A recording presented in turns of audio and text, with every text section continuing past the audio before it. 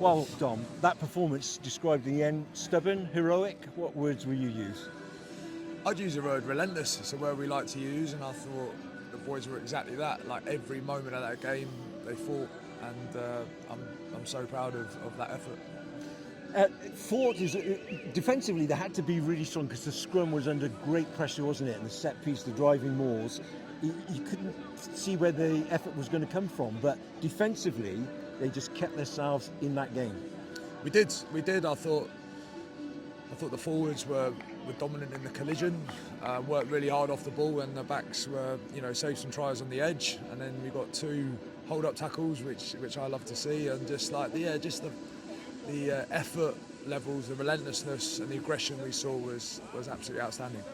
The impressive thing as well was sort of the peace of mind, and when the chances were there, two fluid, impressive breaks for tries, both of them, to keep them back in the game, and then at the end, having a go for another to see if they could snatch it. Exactly that, and that was the message before the game. Like we said to the backs to be brave, and we see the first try, Louis Hinman-Cooper takes the ball out the back straight away, and then exploits that left edge. And then Matty Ward, I thought Matty Ward, I was so happy for him to have that sort of quality of a game from coming back from his foot injury, and then what a fantastic finish that was. I thought he had a fantastic half, but for our backs to be as brave as they were to take those tries, we were super proud of that.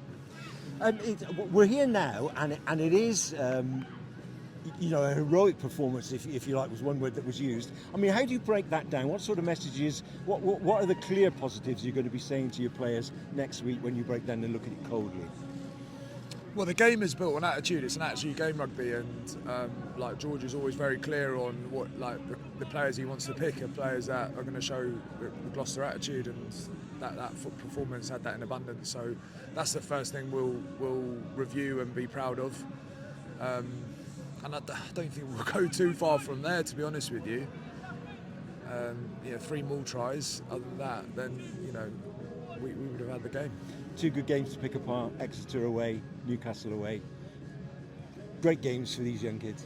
They are, and George has always been clear on how he sees this competition as a development tool for these young players, and we've seen it playing to fruition recently with the development of Freddie Thomas, Arthur Clarke, Seb Blake, etc.